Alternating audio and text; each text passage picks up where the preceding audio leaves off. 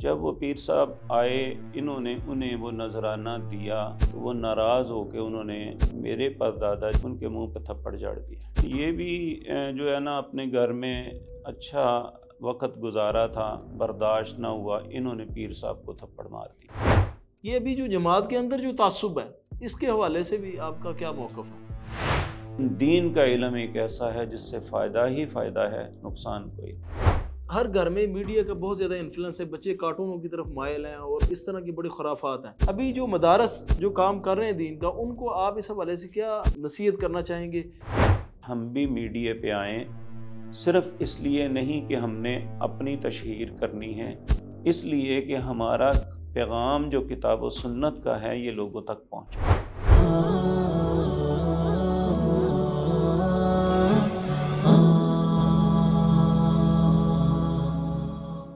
السلام علیکم ورحمۃ اللہ وبرکاتہ۔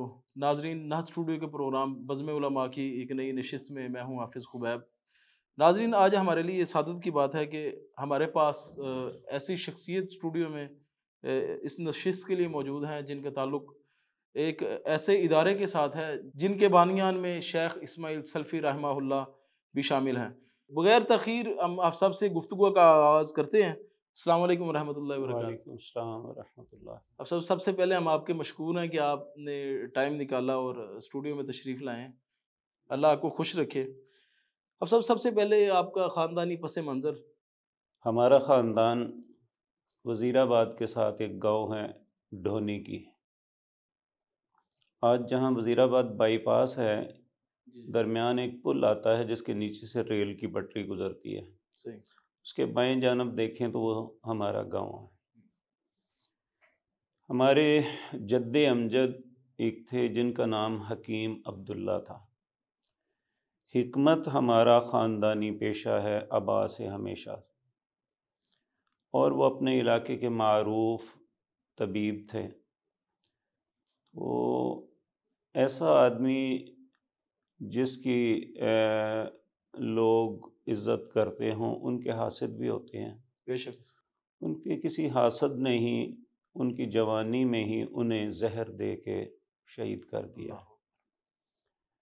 جب وہ فوت ہو گئے تو ان کے دو بیٹے تھے، ایک میرے پردادا تھے، ان کا نام ابراہیم تھا، ایک ان کے بھائی تھے جن کا نام احمد دین تھا۔ صحیح۔ یہ دونوں چھوٹے ہی تھے۔ اس وقت ہمارا تعلق بریلوی خاندان سے تھا۔ تو ہمارے پیر تھے آلو مہار، ایک جگہ ہے، یہ غالباً ڈسکا یا سیالکوٹ کے درمیان کوئی جگہ ہے۔ وہاں کے جو گدی نشین تھے وہ ہمارے گاؤں میں سال بعد آتے تھے۔ ہمارے ابا کا ذمہ دارہ بھی تھا، چونکہ ہم ذمہ دار فیملی سے تعلق رکھتے ہیں۔ اور جب ہمارے جد امجد شہید کر دیے گئے تو اس وقت ان کے دونوں بیٹے چھوٹے تھے۔ صحیح۔ انہوں نے بڑی کوشش کی کہ سال بعد جب پیر صاحب آئے تو انہیں 1 روپیہ گاؤں کا ہر گھرانہ اس زمانے میں دیا کرتا تھا، نذرانہ کے طور پر نذرانہ دیا کرتا۔ تو اللہ کی شان، ان کی کوشش کے باوجود والد بھی قتل ہو گئے، کام ہوا کوئی نہ، تو کوشش کے باوجود 8 آنے نصف روپیہ اکٹھا ہو سکا۔ جب وہ پیر صاحب آئے انہوں نے انہیں وہ نذرانہ دیا تو وہ ناراض ہو کے انہوں نے میرے پردادا جو ابراہیم تھے ان کے منہ پہ تھپڑ جاڑ دیا۔ اللہ اکبر۔ تو یہ بھی جو ہے نا اپنے گھر میں اچھا وقت گزارا تھا، برداشت نہ ہوا، انہوں نے پیر صاحب کو تھپڑ مار دیا۔ اچھا۔ یہ ہماری زندگی کا، ہمارے خاندانی زندگی کا ٹرننگ پوائنٹ تھا۔ تو جب تھپڑ مارا تو گاؤں کے لوگوں نے انہیں گاؤں سے نکال دیا، کہ کہا اسے اب گاؤں میں رہنے نہیں دینا، اور ساتھ یہ کہا کہ حکیموں کی زمین کوئی بھی کاشت نہیں کرے گا۔ اللہ اکبر۔ یعنی کہ ٹھیکے پہ بھی نہیں لینی کسی نے، اور نہ ویسے بھی ٹھیکے پہ لینی ہے، نہ حصے پہ، نہ ہی مزدوری پہ کاشت کرنی ہے، کیونکہ انہوں نے پیر صاحب کی گستاخی کی ہے۔ تو میرے پردادا جو ابراہیم تھے، یہ انہوں نے حکمت اور ساتھ کتابت بھی ان کا پیشہ تھا، خطاط جسے کہتے ہیں۔ خطاط۔ کتابت کرتے تھے۔ یہ تحفۃ الاحفظی جو ہے نا پرانی جو کتابت ہوئی ہے، اس کے آخر پہ آپ دیکھیں گے لکھا ہوگا کتبہ محمد ابراہیم، صحیح یعنی یہ میرے پردادا تھے۔ تو یہ جو ہے نا گاؤں والوں نے نکال دیا، تو یہ نامعلوم پھرتے پھراتے کسی طرح لاہور پہنچ گئے۔ لاہور میں ایک پریس والے مختلف پریسوں پہ جا کے کہنے لگے کہ میں کتابت جانتا ہوں۔ اس زمانے میں کتابت ہاتھ سے ہی ہوتی تھی، کمپیوٹر کا زمانہ نہیں تھا۔ تو اکثر لوگوں نے بچہ سمجھ کے نظر انداز کیا۔ تو ایک کشمیری فیملی کے بزرگ تھے، ان کے پاس یہ تحفۃ الاحفظی کا پروجیکٹ آیا ہوا تھا۔ جب ان کے پاس گئے تو وہ پریشان تھے، کہنے لگے بیٹے عربی لکھ سکتے ہو؟ انہوں نے کہا لکھ سکتا ہوں۔ انہوں نے کہا لکھ کے دکھاؤ۔ تو وہ جب لکھ کے دی تو انہوں نے انہیں یہ اس پروجیکٹ میں ہائر کر لیا، اور وہ خوش قسمتی سے وہ بزرگ جو تھے وہ اہل حدیث تھے، اللہ صحیح، جن کے پاس آ کے رہے۔ اب گاؤں ایک وقت یہ تھا کہ 8 آنے پورے سال میں اکٹھے نہیں ہوئے تھے، 3 مہینے میں یا 4 مہینے میں انہوں نے کتابت کر کے تحفۃ الاحفظی کو مکمل کیا، اور انہیں اس کی اجرت 25 روپے ملی۔ ماشاءاللہ۔ تو اجرت کی بات اتنی نہیں، یہ اللہ نے جو سب سے بڑی عظیم مہربانی ہمارے خاندان پہ کی، اللہ نے ہمیں توحید پہ لے آیا، ماشاءاللہ، توحید کی رہنمائی فرمائی، ہدایت دے دی۔ جب یہ کام مکمل ہوا تو انہوں نے اپنے استاد جو پریس والے تھے ان سے کہا کہ میری رہنمائی فرمائیں کہ میں کس کے پاس جا کے کچھ سیکھوں۔ انہوں نے کہا تم وزیر آباد کے رہنے والے ہو، اس کے قریب گاؤں میں وزیر آباد میں ایک بزرگ عالم دین ہے حافظ عبد المنان وزیر آبادی رحمہ اللہ، آپ ان کے پاس چلے جائیں، اور ساتھ رکا بھی لکھ کے دیا۔ وہ ان کے پاس جا کے پھر ان کے پاس بیٹھنا شروع ہو گئے، ان کے پاس کچھ پڑھا بھی، اللہ نے بڑی رہنمائی فرمائی۔ پھر ان کی شادی ہوئی تو ان کی اولاد نہیں تھی۔ ایک دن بڑے غمزدہ اپنے استاد محترم یعنی حافظ عبد المنان وزیر آبادی رحمہ اللہ کے پاس آئے، آگے کہنے لگے کہ میری لیے دعا کریں، اللہ مجھے بیٹا عطا کرے تو میں اسے دین کے لیے وقف کر دوں گا۔ اللہ اکبر۔ اللہ کی شان قبولیت کی گھڑی تھی کہ انہوں نے کہا تم بھی وضو کرو، میں بھی کرتا ہوں، اور دونوں نے یعنی استاد شاگرد شیخ عبد المنان رحمہ اللہ اور میرے پردادا رحمہ اللہ دونوں نے وضو کیا، اور وضو کر کے اللہ سے دعا کی، اللہ نے اس دعا کو قبول کر لیا۔ تو جب بیٹا ہوا تو وہ گاؤں سے بھاگے ہوئے شیخ کے پاس آئے، اللہ اکبر۔ آگے کہا کہ جی اللہ نے ہماری دعا کو قبول کر لیا ہے، اللہ نے مجھے بیٹا عطا کیا ہے، اب میں اس کا نام کیا رکھوں؟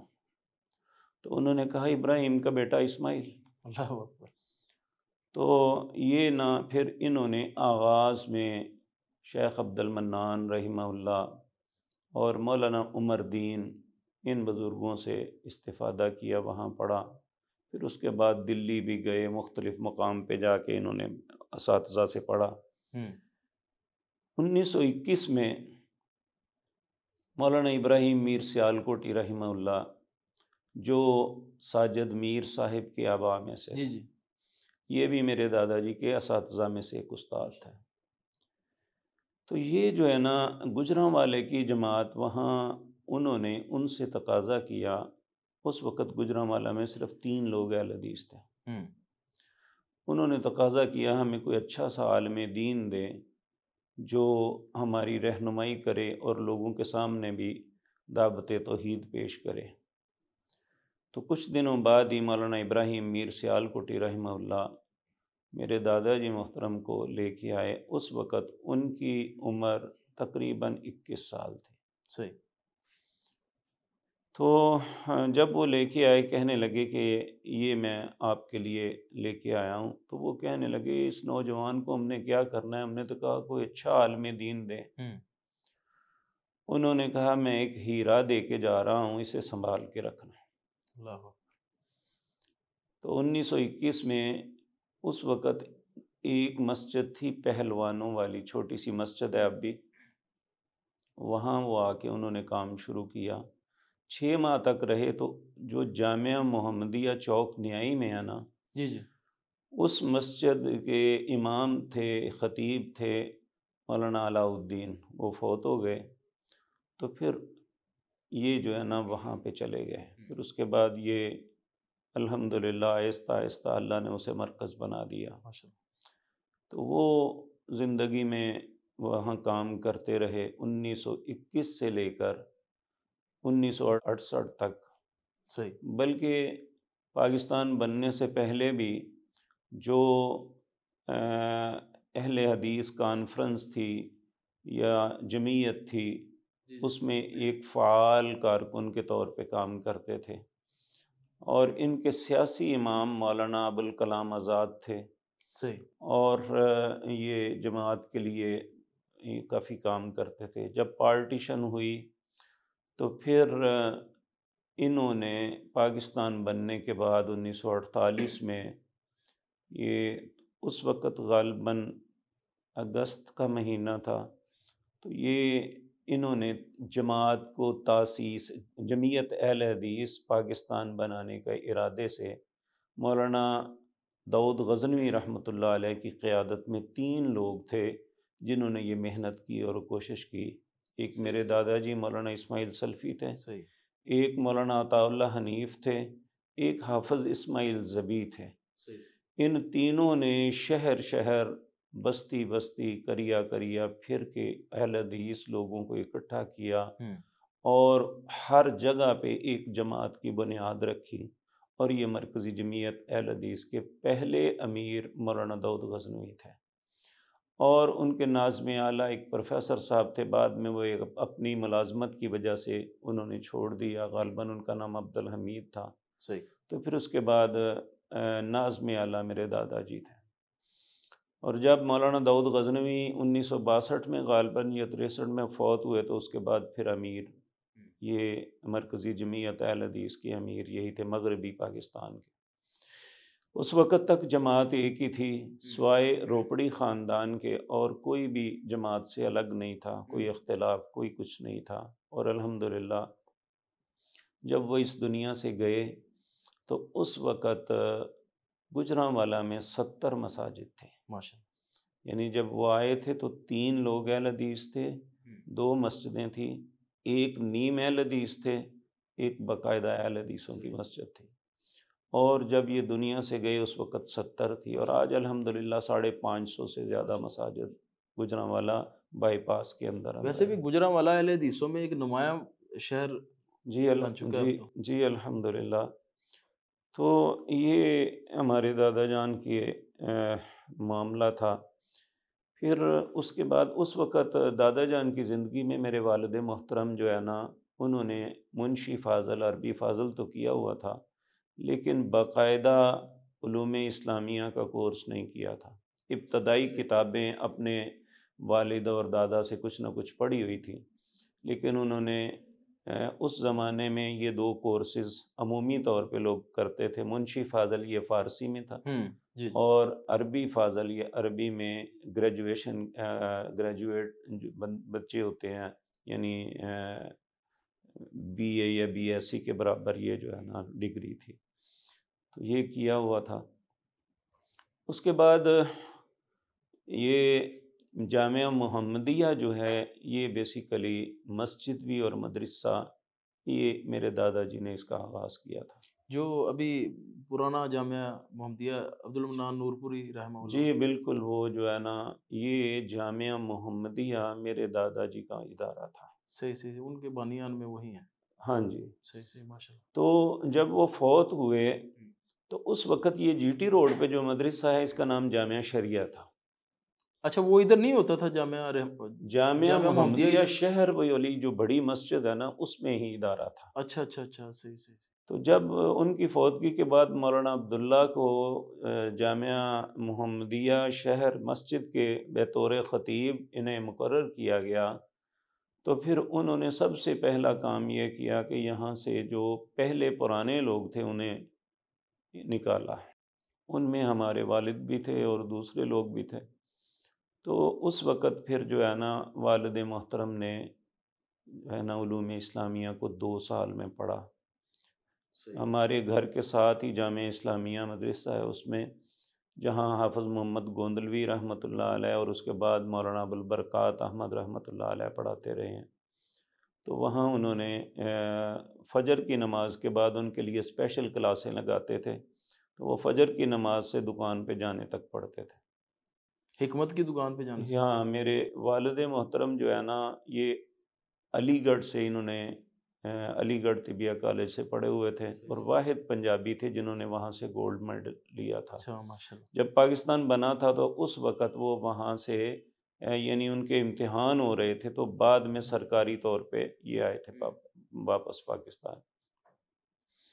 تو پھر اس وقت جو ہے نا یہ جماعت میں ایک کلیش کھڑا ہو گیا، تو اس وقت پھر میرے والد محترم نے یہ جامعہ مسجد مکرم جو ہے اس کی جگہ لی اور یہاں پہ اس ادارے کو 1975 میں قائم کیا۔ یہاں ایک بات عرض کر دوں کہ میرے تایا جی کے بیٹے ڈاکٹر شعیب ہیں جو برمنگھم میں آئی اسپیشلسٹ ہیں، جب انہوں نے حفظ کیا تو میرے تایا جی دادا جی کے پاس لے کے گئے کہ اس نے حفظ کر لیا ہے، اب اسے ہم کتابیں پڑھائیں۔ تو اس وقت دادا جی نے نصیحت کی تھی کہ یہ استروں کی مالا ہے، اسے میرے گلے میں رہنے دو، اگر آپ پروفیشنل نہیں اللہ کے لیے کام کر سکے تو کرنا، وگرنہ نہ کرنا۔ اچھا۔ اور پھر اس کے بعد الحمدللہ ابو جی نے کام کیا، وہ اپنی حکمت کی دکان کرتے تھے اور ساتھ پھر انہوں نے مسجد مکرم کو شروع کیا۔ جب اس کی بنیادیں کھودی ہوئی تھی، جو آپ نے پہلے آغاز میں بات کی، تو اس وقت ہماری جماعت کے ایک عالم دین ہی ہیں، اپنے ہی کہتے ہیں اس دنیا میں نہیں ہیں، انہوں نے اس وقت تانا دیا کہ حکیم پاگل ہو گیا ہے، اتنی بڑی مسجد بنا رہا ہے، یہاں جن نماز پڑھیں گے۔ اللہ۔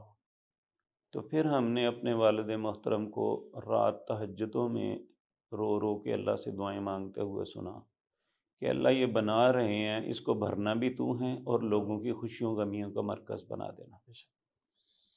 اور یہ ان کی دعاؤں کی قبولیت کی وجہ سے ہی سارا کچھ ہے، وگرنہ ہم تو کچھ بھی نہیں ہیں۔ اس کی 1975 میں اس ادارے کا آغاز ہوا، اس کی سنگ بنیاد سعودی عرب کے ایک سفیر تھے ریاض الخطیب، انہوں نے رکھا۔ صحیح۔ ہمارا ایک وفد بن کے ان کے پاس گیا کہ آپ ہماری مسجد کا سنگ بنیاد رکھیں، تو انہوں نے جو عمومی طور پہ ہوتا ہے، انہوں نے سمجھا شاید انہوں نے چندہ وندہ لینا ہے، تو انہوں نے کہا آپ درخواست لکھ کے دے دیں، ہم بادشاہ کو بھیجیں گے، وہاں سے اگر اجازت ملی تو پھر۔ تو ان کے ساتھیوں میں ایک میاں افضل صاحب تھے جو آج کل نیو یارک میں ہیں، بڑے سادے سے سیدھے سے آدمی تھے۔ کہنے لگے بھائی بات یہ ہے کہ ہم آپ سے کچھ مانگنے کے لیے نہیں آئے، صحیح، ہم تو فقط اس لیے آئے ہیں کہ آپ رسول اللہ صلی اللہ علیہ وسلم کے شہر سے تعلق رکھتے ہیں، اس وجہ سے آپ سے کروانا ہے، ہمیں اور کوئی غرض نہیں۔ انہوں نے یہ پنجابی میں بات کی تو سفیر محترم نے اپنے ترجمان سے کہا، انہوں نے کہا کیا کہا ہے؟ انہوں نے کچھ جذباتی انداز میں یہ بات کی، تو اس نے بتایا کہ انہوں نے یہ کہا ہے۔ وہ تو اٹھ کے کھڑا ہو گیا، کہنے لگے جی آپ اب بتائیں میں نے کب آنا ہے؟ تو آپ صرف مجھے شہر کے باہر سے وصول کر لیں، جب آپ کہیں گے میں انشاءاللہ آؤں گا۔ بہرحال وہ تاریخ طے ہو گئی، تو پھر یہ انہوں نے مسجد کا سنگ بنیاد رکھا اور پہلا جمعہ مولانا معین الدین لکھوی رحمۃ اللہ علیہ نے انہوں نے اس میں پڑھایا۔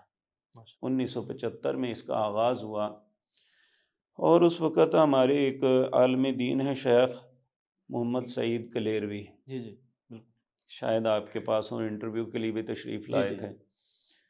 وہ قریبی ایک مسجد سی صدیقیہ ابھی جی بھی جی ہے، مجھے تو وہاں وہ خطیب تھے۔ تو ایک دن ابو جی جمعہ پڑھا کے تو جا رہے تھے، تو انہوں نے انہیں کھڑے ہو کے بتایا کہ آج مسجد مکرم میں 19 لوگوں نے جمعہ پڑھا ہے۔ ماشاء اللہ، یعنی یہ اس کا آغاز تھا۔ مطلب گنتی کرتے تھے۔ یعنی الحمدللہ پھر آہستہ آہستہ اللہ نے برکت دی۔ اور اب سب میں یہ آپ کو عرض کر دوں، میرا خیال ہے یہ انفرادیت شاید ہوں کسی بڑے ادارے میں بھی نہ ہو جو اللہ نے اسے دی ہے۔ اس میں نہ باہر کسی شہر کا اور نہ باہر کسی ملک کا پیسہ لگا ہے۔ ماشاء اللہ، یہ ٹوٹلی اس کی بنیاد سے لے کر آج تک، اگر کوئی باہر سے آیا ہے اس نے اپنی مرضی سے دے دیا ہے تو الگ بات ہے۔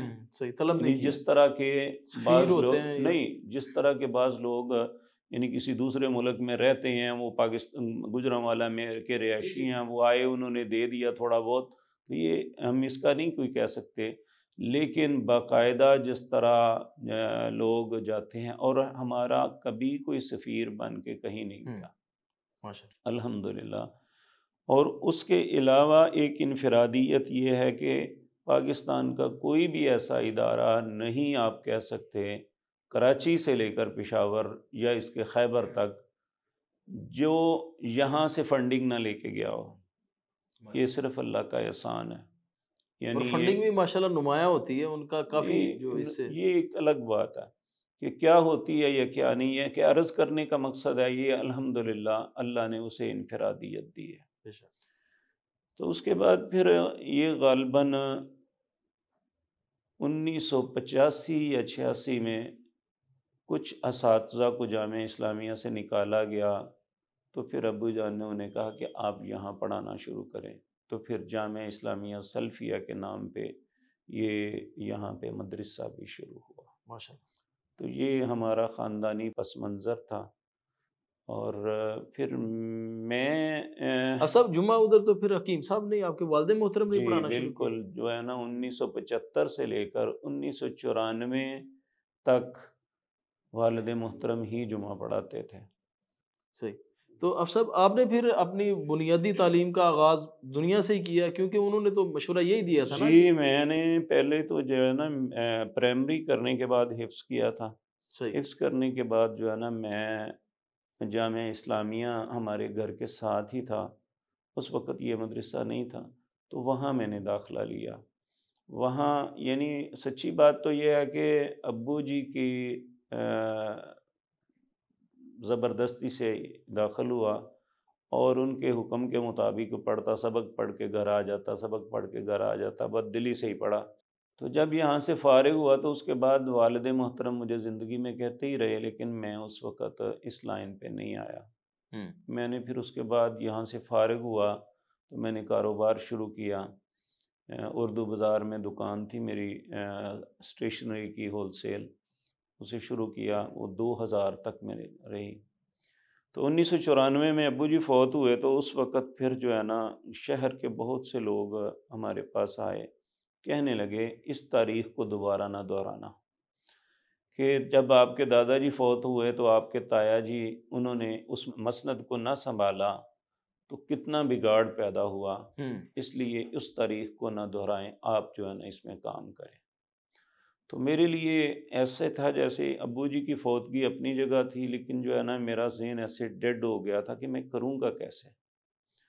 بس وہ اللہ کی مدد سے وہ تایا جی مجھے تسلی دینے لگے، کہنے لگے بیٹے کوئی بات نہیں، آپ اس طرح کرو، ایک جمعہ آپ پڑھایا کرو، 2 میں پڑھا دیا کروں گا۔ اچھا، ماشاءاللہ، پھر اسی طرح چلتا رہا کہ وہ 2 جمعے وہ پڑھاتے، پھر ایک میں پڑھاتا، پھر آہستہ آہستہ وہ ایک وہ پڑھاتے، ایک میں پڑھاتا، پھر آہستہ آہستہ وہ پیچھے ہٹتے گئے، تو مجھے انہوں نے اس طرح جو ہے نا بڑی محنت سے اس لائن پہ لگایا۔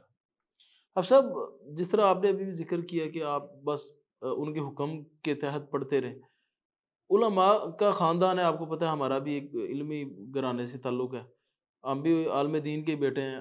عموماً پاکستان میں ابھی پتہ نہیں، پہلے کا تو پتہ نہیں، اب یہ دیکھا گیا کہ جو علماء کی اولادیں جو ہے نا وہ آگے عالم بننے کو اتنا ترجیح نہیں دیتی، الا ماشاء اللہ۔ اس کی آپ کے نزدیک کیا وجہ ہو یہ سکتی ایک ہے؟ فطرتی بات ہے نا جی، وہ کہتے ہیں نا گھر کی مرغی دال برابر ہوتی ہے۔ تو وہ ان کے ذہن میں ہوتا ہے شاید ہم کوئی اور رستہ اختیار کریں گے تو ہمیں زیادہ عزت ملے گی، حالانکہ حقیقت یہ ہے کہ میرے ذہن میں بھی یہی بات تھی کہ میں اگر اس رستے پہ آیا، میں داڑھی رکھ لوں گا تو میرے دوست مجھ سے چھن جائیں گے، ایسے ہو جائے گا، لیکن حقیقت یہ ہے کہ یہ سب شیطان کے بہکاوے ہیں۔ اللہ نے جب سے اس لائن پہ آیا ہوں عزت کے علاوہ کچھ نہیں ملا۔ آپ صاحب آپ نے کاروبار کا آغاز کیا، جس طرح آپ نے بتایا کہ اردو بازار میں آپ کی دکان تھی، جب آپ نے پھر ادھر جمعہ پڑھانا شروع کیا باقاعدہ، ظاہر ہے پھر ادارے کی دیکھ بھال بھی شروع کر دی ہوگی؟ جی نہیں، اس وقت نا میرے ماموں جان تھے، ایک چودھری بشیر صاحب ان کا نام تھا، صحیح۔ اور وہ جو ہے نا سارے معاملات ڈیل وہ کرتے تھے، انتظامی امور وہ دیکھتے ہیں، انتظامی صحیح۔ امور جتنے بھی تھے ادارے کے وہی میرا کام صرف یہ ہوتا تھا کہ رمضان کو فنڈنگ جو شہر میں ہوتی ہے جی۔ اس کے لیے کوشش کرنا یا جمعہ پڑھانا، اس کے علاوہ میں نہیں صحیح۔ یا کسی جنازہ نکاح پہ چلے جانا، لیکن جو ہے نا میں زیادہ وقت نہیں دیتا تھا۔ اسی طرح چلتا رہا تو پھر 2000 میں چونکہ پہلے میرے بھائی میرا کچھ ساتھ دیتے تھے، پھر اکیلا ہونے کی وجہ سے وہ کام بالکل ختم ہو گیا، صحیح۔ میں نے وہ دکان چھوڑ دی۔ پھر اس کے بعد میں نے کپڑے کا کام پارٹنرشپ پہ کیا، وہ 2014 تک کرتے رہے۔ پھر وہاں اس وقت اللہ کی شان کہ ادھر ماموں جی کو فالج ہو گیا اور میری پارٹنرشپ ختم ہو گئی، تو پھر میں ایک دو ساتھیوں کو سلیپنگ پارٹنر کی حیثیت سے مزاربت پہ پیسے دے دیے، تو خود میں جو ہے نا اپنے ادارے میں آ گیا، اور اس کے آنے کی وجہ سے اللہ نے برکت دی۔ اس وقت 300 350 طلباء تھے، اب الحمدللہ بیٹھنے کی وجہ سے یا کچھ تھوڑی سی کوشش کی وجہ سے اللہ نے ہم پہ بہت احسان کیا، اس وقت 1500 طلباء ہیں ماشاء اللہ۔ ہمارے۔ اب صاحب ابھی دیکھا جا رہا ہے کہ کئی مدارس ایسے ہیں جن میں تعداد سینکڑوں میں ہوتی تھی، اب جو ہے نا وہ 10-12 بچے ہیں، تو اس میں آپ کیا سمجھتے ہیں؟ مطلب اس دور میں بھی آپ کے پاس اتنی بڑی تعداد ہے، خرابی کدھر آتی ہے کہ لوگ جو ہے مدارس کی طرف رخ کرتے چھوڑ رہے ہیں؟ نہیں، بیسیکلی ایسا نہیں ہوا، لوگ کبھی بھی نہیں چھوڑتے، لیکن آپ ایک تو یہ ہے کہ آنے والے کو تعلیم دیں، یعنی وہ آ کے آوارہ گرد نہ بنے، انہیں تعلیم ملے، اساتذہ ان کی تربیت کے لیے ان کی پڑھائی پہ توجہ دیں، کوشش کریں۔ دوسرا یہ ہے، یہ بہت زیادہ ہوتا ہے کہ آنے والے لوگوں کو جو طلباء ہیں آپ انہیں عزت دے رہے ہیں یا نہیں۔ صحیح، طلباء کو بھی اساتذہ کے ساتھ ساتھ طلباء کو بھی عزت دینی چاہیے کہ اگر آپ عزت نہیں دیں گے تو کون آپ کے پاس رہے گا، پہلی بات تو یہ ہے۔ لیکن عزت کا مطلب یہ نہیں ہے کہ آپ کسی بات میں اسے ڈانٹیں نہ یا کہیں نہ، ان کی غلط بات پہ ڈانٹیں بھی تو وہ ڈانٹ لیتے ہیں، تو اگر بلا جواز یا کچھ ایسی بھی باتیں ہیں کہ بعض لوگ ان کو اپنے گھر کا مزدور تصور کر لیتے ہیں، صحیح، اور ان سے بہت سے کام ادارے کے، اپنے گھروں کے، یہ سب کچھ لیتے ہیں۔ یہ ایک ایسا سبب ہوتا ہے کہ وہ بچہ نالائق ہو جاتا ہے۔ صحیح۔ دوسری بات یہ ہے کہ جو بچے آئے ہیں ان کے رہنے سہنے کا، ان کے کھانے پینے کا اگر مناسب انتظام ہے تو پھر بچے بد دل نہیں ہوتے، یعنی انہیں گھر کا ماحول مل جائے اور سارے معاملات ہو۔ اور تیسری بات یہ ہے کہ ایک فطرتی بات ہے کہ یہ عمر جو ہوتی ہے نا بچوں کی، اس میں شیطان کا بہکاوا بہت زیادہ ہوتا ہے۔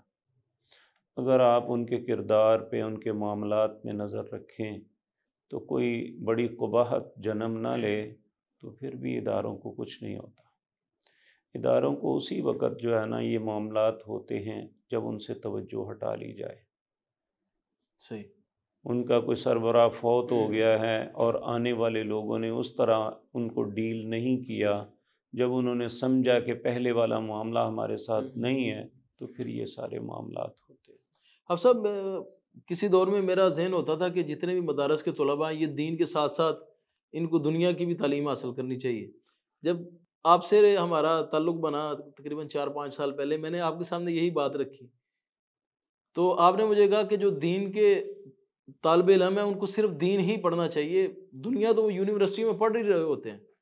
تو میں اس سے قائل ہو گیا اور میں مطمئن بھی ہوا. تو اس حوالے سے کیا ابھی بھی آپ کا وہی موقف ہے یا اس میں کوئی جی تبدیلی جی آئی؟ حفصہ بالکل. آپ ہمارے اسلاف جو تھے جی جی جنہوں نے 1400 سال سے ہر فتنے کا مقابلہ کیا، لوگوں نے ان سے رہنمائی لی. آج بھی ان کی کتابیں چاہے وہ تفسیر کی ہیں، احادیث کی ہیں یا کسی بھی موضوع پہ ہیں، لوگ آج بھی ان سے رہنمائی لے رہے ہیں. بے شک. وہ کون سی اسکول اور یونیورسٹی کے پڑھے ہوئے تھے؟ ٹھیک ہے. بیسیکلی یہ چیز جب داخل ہوتی ہے نا، میں کیوں اس کے خلاف ہوں؟ یہ نہیں کہ میں اس تعلیم کے خلاف ہوں. ٹھیک ہے، دو چیزیں ہماری ضرورت ہے. ایک اردو جو ہماری زبان ہے، ایک میتھ جو ہمیں حساب میں مدد دیتی ہے. صحیح. یہ چیزیں ہماری ضرورت ہے. اس کے علاوہ جتنے بھی ہیں نا، یہ فنون ہیں جو دنیا کے معاملات میں ہمارے کام آتے ہیں، اور بعض اوقات دنیا کے معاملات میں بھی کام نہیں آتے. اب دیکھیں، میں آپ کو اپنے متعلق یہ عرض کر دوں کہ میں نے صرف میٹرک بھی ریگولر نہیں کیا ہوا، پرائیویٹ کیا تھا. میرے ابو جی نے لیٹ فیس کے ساتھ داخلہ دیا. میں جو ہے نا ان کے سامنے بہت منتیں کی، میں کیسے. انہوں نے کہا نہیں جی آپ نے امتحان دینا ہے. اب میں نے کبھی بھی کسی ٹیچر، کسی پروفیسر کے پاس جا کے کسی مسئلے کے لیے، اس کے حل کے لیے کبھی جستجو نہیں کی اور نہ ان سے کبھی پوچھا ہے. لیکن زندگی کے کسی بھی شعبے سے کوئی انسان تعلق رکھتا ہے، اسے مسائل کے حل کی ضرورت پڑتی ہے تو وہ ہمارے پاس آتے ہیں. کیوں؟ کیونکہ مسائل کا حل علوم عصریہ میں نہیں ہے. مسائل کا حل اللہ کی کتاب میں ہے یا رسول اللہ کی سنت میں ہے. کیونکہ اللہ رب العزت نے جب آدم علیہ السلام کو دنیا میں بھیجا نا، تو اس وقت کہا تھا فَإِمَّا يَأْتِيَنَّكُم مِّنِّي هُدًى فَمَنِ اتَّبَعَ هُدَايَ فَلَا يَضِلُّ وَلَا يَشْقَىٰ. میں رہنمائی کروں گا تمہاری، جو اس رہنمائی کو قبول کرے گا نا، فلا یضل، نہ وہ گمراہ ہوگا، ولا یشقیٰ، نہ بدبختی اس کا مقدر بنے گی. تو دوسری بات جس کی وجہ سے میں اس کی مخالفت کرتا ہوں، میرے دو ساتھی تھے میری کلاس فیلو، ایک کا نام فاضل صاحب تھا، ایک کا نام لیاقت تھا. صحیح. یہ دونوں ٹیچنگ لائن میں چلے گئے، جبکہ ہمارے ساتھ یہ سب سے ٹاپر تھے. پہلی کلاس سے لے کر آخری کلاس تک یہ فاضل صاحب ہمیشہ اول آتے تھے. ان سے چند یعنی 2 4 5 نمبروں پہ دوسرے نمبر پہ وہ لیاقت صاحب آتے تھے. دونوں ٹیچنگ میں چلے گئے، انہوں نے اپنی زندگی گزاری، اب ریٹائر ہو گئے ہیں، لیکن دین کے معاملے میں وہ کوئی کام نہیں کر سکے. یعنی وہ دنیا کے معاملے میں ہی الجھ کے رہ گئے. اور پچھلے سال یعنی جو رمضان گزرا ہے، ایک دن میں نے انہیں دیکھا، وہ کافی ضعیف ہو چکے تھے، سفید داڑھی، اور میں نے انہیں کہا جی آپ فاضل صاحب ہیں؟ کہنے لگے ہاں. میں نے کہا کیا کرتے ہیں؟ کہنے لگا جی میں ریٹائر ہو گیا ہوں. اپنے بچے ملائے انہوں نے. تو اگر وہ کہیں دین کا کام کیا ہوتا نا، تو اس طرح گمنامی کے ساتھ آگے نماز پڑھ کے نہ چلے جاتے. اللہ نے دین کے اندر عزت رکھی ہے. اور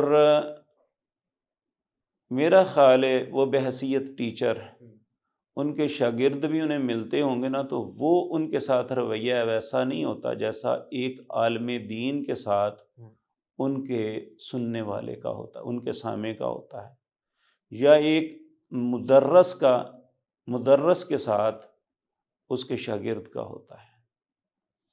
تو اس لیے میں یہی کہتا ہوں کہ ٹھیک ہے، جتنی ضرورت ہے اتنا علم ضرور حاصل کرنا چاہیے. صحیح. لیکن یہ بات ذہن میں رکھیں کہ عربی کا ایک پرانا مقولہ ہے العلم علمان. علم دو قسم کے ہیں، علم الابدان و علم الادیان. ایک بدن کا علم ہے، ایک دین کا علم ہے.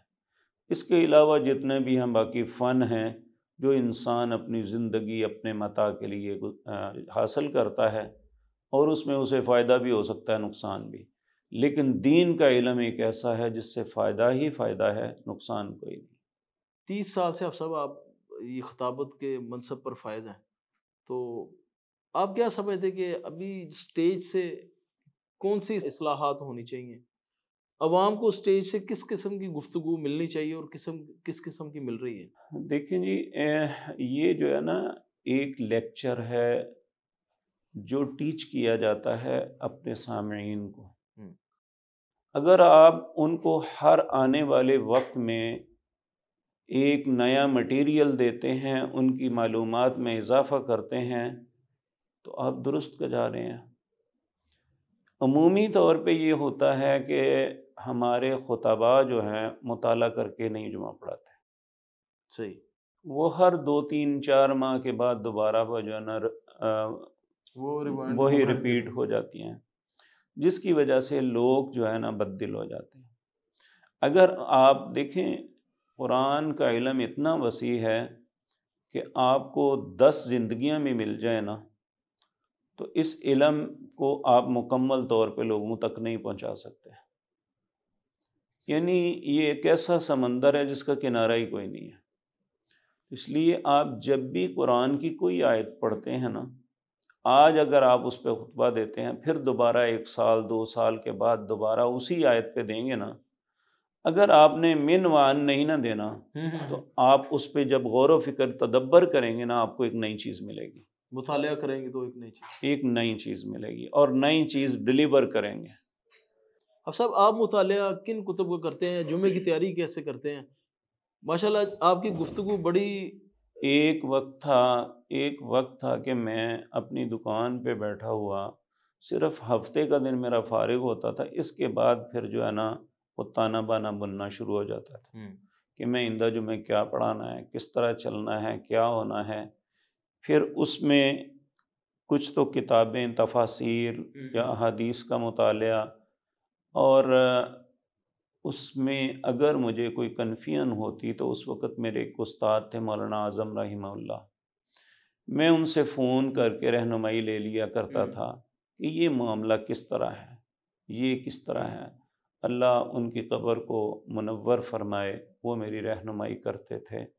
اور دوسرے علماء سے بھی یا کسی سے بھی پوچھنا مجھے اس بات پہ کبھی، بلکہ اب بھی میں جمعے کا خطبہ یعنی مشاورت سے، ہمارے اساتذہ جو ہیں ان کے ساتھ مشاورت سے ہوتا ہے کہ کیا موضوع رکھنا چاہیے، پھر اس کے بعد میں اپنا معافی ضمیر بیان کرتا ہوں کہ اس معاملے میں یہ بات ہے، دوسرے اپنی بتاتے ہیں، تو اس طرح جو ہے نا یہ مل جل کے جو ہے نا ہم ایک مٹیریل تیار کرتے ہیں جو جمعے کے دن ہوتا ہے۔ اب صاحب آپ کا ایک درس کا سلسلہ صبح فجر کے بعد چل رہا ہے، جی، اسی طرح مغرب کے بعد تو شیخ جو کلیروی حافظہ اللہ کو تو چلتا ہی چلتا ہے، آپ کا فجر کے بعد چلتا ہے، یہ کتنے عرصے سے چل رہا ہے؟ اور یہ اس کی 2011 سے جو تیسری دفعہ میں نے قرآن شروع کیا ہے۔ ماشاءاللہ، تو اس کا خیال کیسے آیا، یہ اس کی موٹیویشن کیسے ملی؟ جی، جب وہ 2011 میں ماموں جی بیمار ہو گئے تھے نا، تو اس وقت مسجد کے انتظام انصرام میں بہت سے خلل پیدا ہو گئے تھے،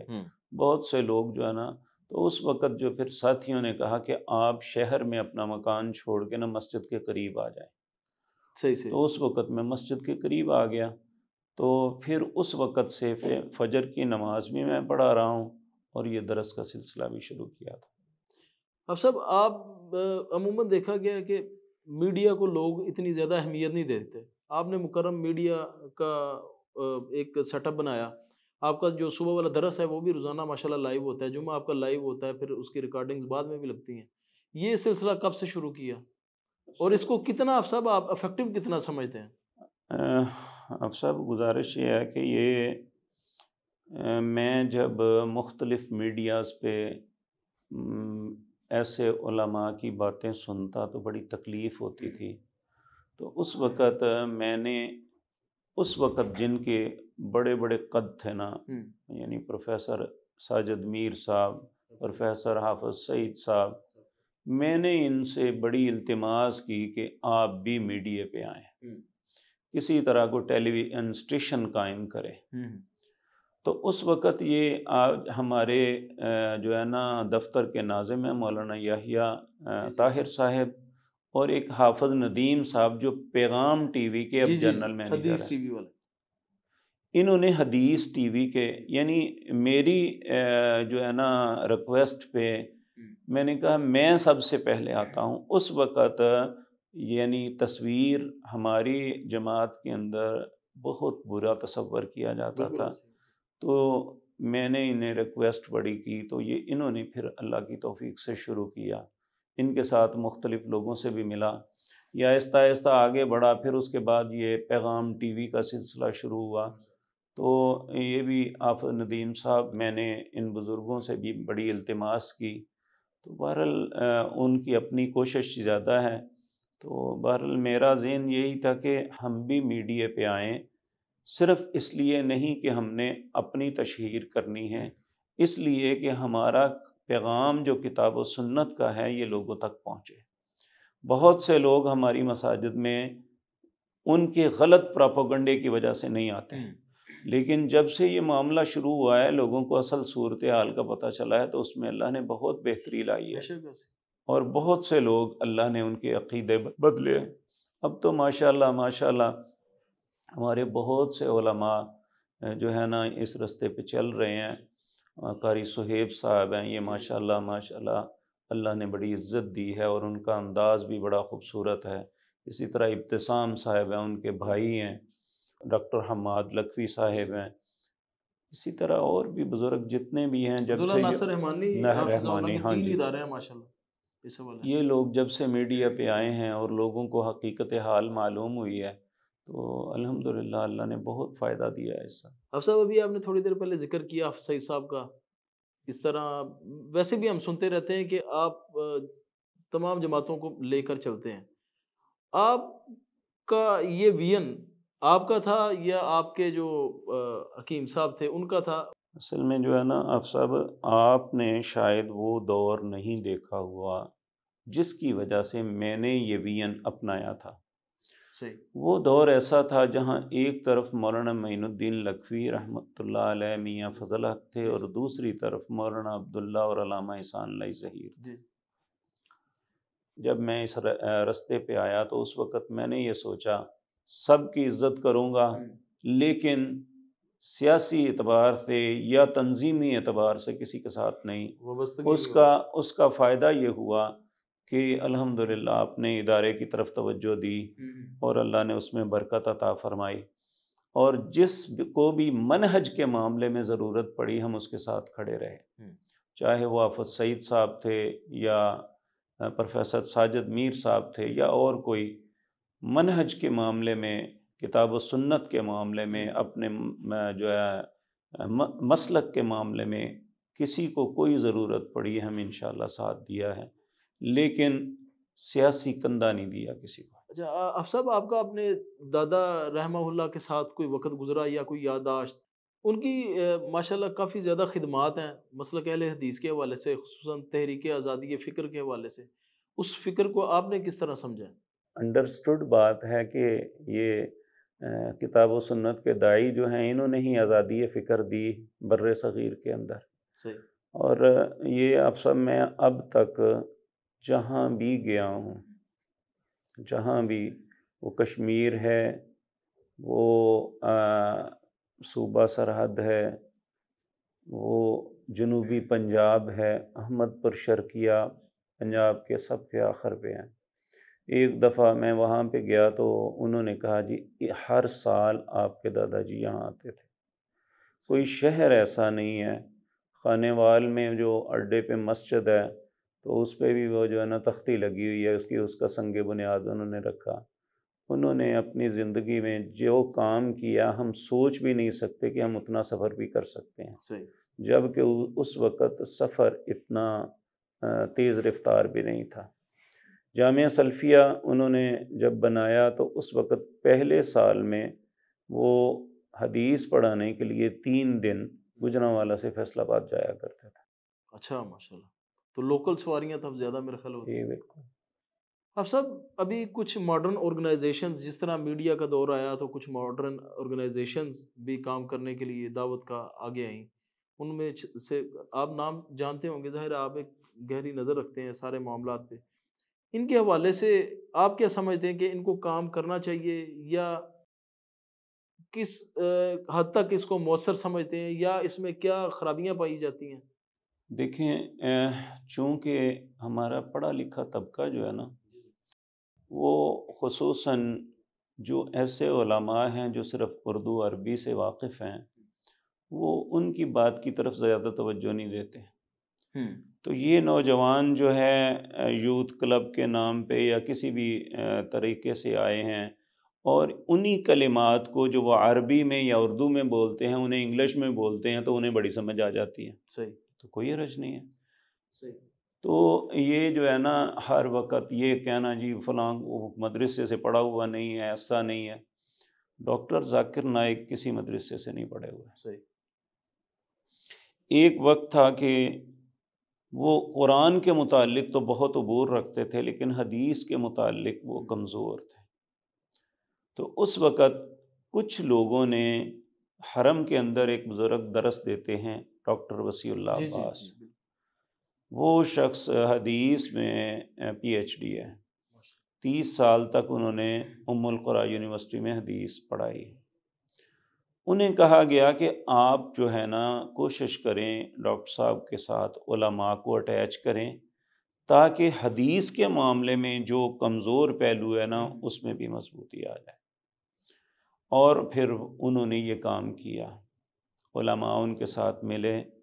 تو پھر وہ جو ہے نا ڈاکٹر صاحب نے حدیث کا بھی مطالعہ کیا، اور اب جہاں وہ ریفرنس قرآن کے دیتے ہیں اور دوسرے مذاہب کی کتابوں کے دیتے ہیں، وہاں حدیث کے بھی دیتے ہیں کہ فلاں حدیث میں رسول اللہ نے یہ فرمایا. تو اس طرح اگر ہم ان نوجوانوں میں کسی کو دیکھتے ہیں کہ وہ فلاں مسائل کے معاملے میں کمزور ہے تو ہمیں اس کی رہنمائی کرنی چاہیے. ہمارے علماء کو، جو ہمارے بزرگ ہیں، ہمارے قائد ہیں، جس طرح حافظ شریف صاحب ہیں، اپنا مولانا ارشاد اللہ قصری ہیں، مولانا عبداللہ ناصر رحمانی ہیں، اور اس معاملے میں سمجھتا ہوں قابل تعریف ہیں ڈاکٹر حماد صاحب. یہ ان نوجوانوں کو ملتے بھی ہیں، ان کے ساتھ پروگرام بھی کرتے ہیں اور ان کی رہنمائی بھی کرتے ہیں. اب سب آج کل نا ہر بندے کی زبان پہ ایک جملہ ہے جی کہ لوگ جو ہے نا دین بیزار ہوتے جا رہے ہیں، لوگ دین سے دور ہوتے جا رہے ہیں. آپ اس کو سمجھتے ہیں کہ یہ درست ہے؟ دیکھیں نا، حق اور باطل کا کلیش ہمیشہ سے ہے، ہمیشہ رہے گا. اگر باطل والے کوشش زیادہ کریں گے تو لوگ ان سے متاثر ہوں گے. اگر دین والے لوگ کوشش کریں گے، ہماری کوشش تو ہے لیکن اگر ہمارا کردار بھی ہو جائے نا تو پھر اس کے فائدے زیادہ ہوں. صحیح. کیونکہ اللہ نے یہ قانون اور اصول قرآن میں بیان فرمایا، جاء الحق وزہق الباطل ان الباطل کان زہوقا. تو یہ ایک انڈرسٹوڈ بات ہے کہ وہ جتنا مرضی دین بیزاری کا کام کر لیں، جو مرضی کر لیں.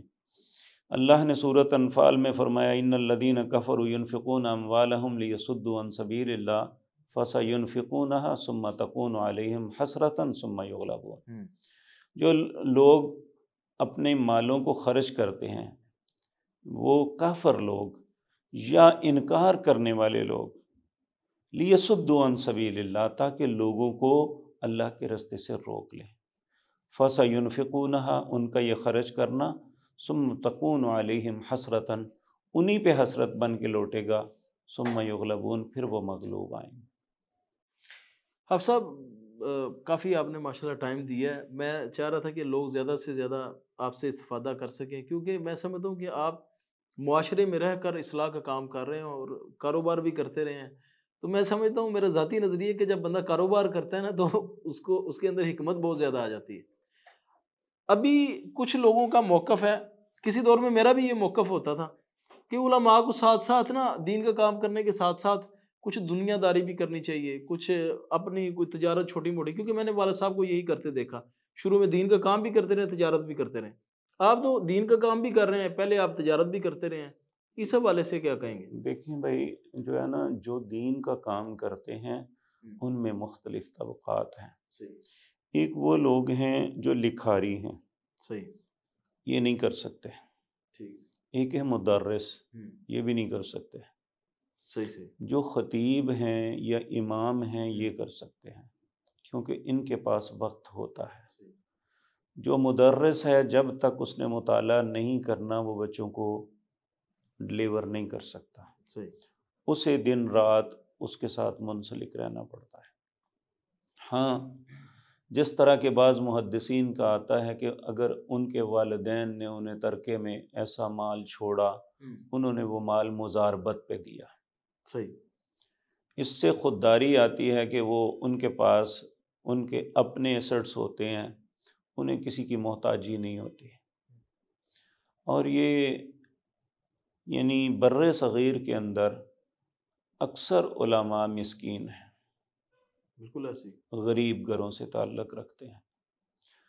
اور یعنی سعودی عرب میں ہے نا، وہاں کوئی عالم دین ہے نا، میں ایک دفعہ نا ایک عالم دین کو ملا، وہ مسجد توحید کے امام اور خطیب تھے، لیکن وہ تنخواہ مسجد کی نہیں لیتے تھے، وہ ساتھ ان کا دفتر تھا ادارہ تجہیز و تکفین و تغسیل۔ صحیح جو فوت ہونے والا آدمی ہے اسے غسل دینا، اسے کفن دینا، اسے دفن کرنا، یہ ایک ادارہ بنا ہوا ہے، اس کے وہ سربراہ تھے۔ تو ہمارے ساتھ ایک شخص تھا، اس نے ان سے سوال کیا اس کا مقصد کیا ہے جی؟ انہوں نے کہا اس کا مقصد یہ ہے کہ ہم اپنے مسلمان جانے والے بھائی کو سنت کے مطابق الوداع کریں۔ اب وہ جو ہے نا مسجد کے ساتھ ان کا دفتر ہے، اس دفتر میں وہ سارا کچھ کنٹرول کر رہے ہیں، ان کو تنخواہ اس چیز کی ملتی ہے، نمازیں تو انہوں نے پڑھنی ہوئی ہیں۔ بے شک ایسی اور ایسا معاملہ ہو تو پھر آدمی کچھ نہ کچھ معاملہ کر سکتا ہے، اور اس کے لیے کوئی مشکل نہیں ہے۔ میرا خیال ہے اگر کوئی بھی بندہ اپنا کام کر کے دین کا کام کرے نا، اسے زندگی میں کبھی پرواہ نہیں ہوگی کہ مجھے نکال دیں گے۔ اکثر علماء بیچارے ساری زندگی دب کے گزارتے ہیں کہ یہ ہمیں جماعت نکال دے گی، ہم کہاں جائیں گے، دوسری جگہ کیسے ملے گی، وہ بیچارے معاش کے معاملے میں پریشان رہتے ہیں۔ تو اگر معاش کے معاملے میں خود مختاری مل جائے تو اس کا بہت فائدہ ہوتا ہے۔ اب صاحب ایک پرسنل سا سوال ہے، اگر آپ جواب دینا چاہیں تو دے دیں۔ میں نے نوٹ کیا آپ جامعہ کا کھانا وغیرہ نہیں کھاتے یا اس سے کوئی فائدہ وغیرہ نہیں اٹھاتے، اس کی کیا وجوہات ہیں؟ اگر آپ اس حوالے سے بس میرا بتانا گھر چاہیں۔ ساتھ ہے، صحیح اور کوئی نفرت کی وجہ سے نہیں، یہ یا احتیاط شروع سے ہی میں نے، جب میں پڑھتا بھی تھا اس وقت بھی اور آج تک کوشش یہی کی ہے کہ جب اللہ نے اپنی رحمت سے ہمارے معاملات چلا رہا ہے تو وہ ان طلباء اور اساتذہ کا حق ہے، وہ انہی کا ہونا چاہیے۔ صحیح۔ اب صاحب آپ کے بھی بچے ہوں گے ماشاءاللہ، بچے ہیں آگے، پھر آپ کے بچوں کے بھی اب تو بچے ہوں گے ماشاءاللہ، تو ہر گھر میں میڈیا کا بہت زیادہ انفلوئنس ہے، بچے کارٹونوں کی طرف مائل ہیں اور اس طرح کی بڑی خرافات ہیں۔ ابھی جو مدارس جو کام کر رہے ہیں دین کا، ان کو آپ اس حوالے سے کیا نصیحت کرنا چاہیں گے کہ کن موضوعات کے اوپر وہ کام کریں یا کس طرح کے افراد تیار کریں؟ دیکھیں، سیدھی سی بات ہے، جو بچہ مدارس میں یا مساجد میں آئے گا اس کے لیے تو ہم سب کچھ کر سکتے ہیں، بالکل جو آتا نہیں ہے اسے ہم کچھ نہیں کر سکتے۔ اس میں لوگوں میں ایک بہت بڑی غلطی ہے، جنہیں اللہ نے وسائل سے نوازا ہے وہ اپنے بچوں کو مسجد میں نہیں بھیجتے۔ وہ کوشش کرتے ہیں کہ کوئی نہ کوئی قاری صاحب، استاد صاحب ان کے گھر آ کے پڑھا دے۔ یہ ایک ایسا معاملہ ہے جس میں بچے کی تربیت ممکن تعلیم تو مل جاتی ہوگی لیکن نہیں، تعلیم بھی نہیں۔ صحیح دیکھیں، قاری صاحب 15 منٹ 20 منٹ یا آدھا گھنٹہ میں کیا کر لیں گے؟ صرف یہ کہ وہ سبق کہلوا دیں گے اور سن لیں گے بس، ٹھیک ہے، دعائیں یاد کروانی۔ اب دیکھیں نا، آج ہمیں نماز کے متعلق، دوسرے امور کے متعلق جو دعائیں یاد ہیں نا، وہ بچپن میں یاد کی ہیں وہی اب تک ہے۔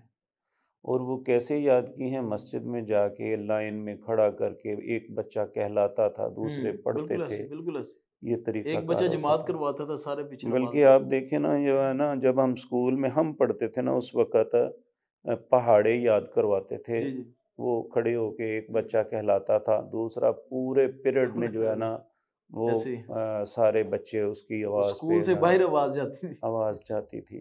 تو یہ طریقہ کار جو ہے نا چھوڑ دیا، جس کی وجہ سے بچے دیکھیں میڈیا ان کے موبائل ان کے ہاتھ میں ہے۔ ہوں، اب مائیں کیا کرتی ہیں کہ وہ اپنی بچوں سے اپنی جان چھڑانے کے لیے ان کے ہاتھ میں موبائل دے کے اس پہ کارٹون لگا دیتی ہیں۔ اب ماں جو کر کے دے رہی ہے تو بچے نے تو وہ پک کرنا ہے، بالکل ایسے۔ تو ہم لوگوں کے گھروں میں تو داخل نہیں ہو ہوں، سکتے۔ ہاں یہ ضرور ہے، آپ کے پاس میڈیا ہے، آپ ان معاملات میں لوگوں کی رہنمائی کریں کہ اگر کارٹون کے ساتھ یعنی اسی لائن پہ چلتے ہوئے اس میں وہ مکالمے جو ہیں بچوں کی تربیت کے ہو جائیں گے بالکل ایسے، تو میرا خیال ہے بچے وہ بڑی جو آسانی سے سیکھیں۔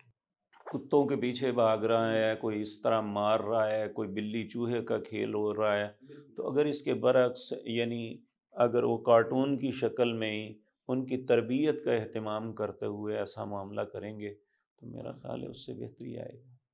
ٹھیک ہے، جزاک اللہ صاحب، ہم آپ کے آخر میں پھر مشکور ہیں کہ آپ نے اتنی اچھی گفتگو کی، جس سے انشاءاللہ ناظرین بھی فائدہ اٹھائیں گے، ہم بھی اٹھائیں گے۔ اللہ آپ کو خوش رکھے۔ ناظرین سے بھی ہم اجازت چاہیں گے۔ والسلام ورحمۃ اللہ وبرکاتہ۔ سبحانک اللہم و بحمدک، اشہد ان لا الہ الا انت، استغفرک و اتوب الیک۔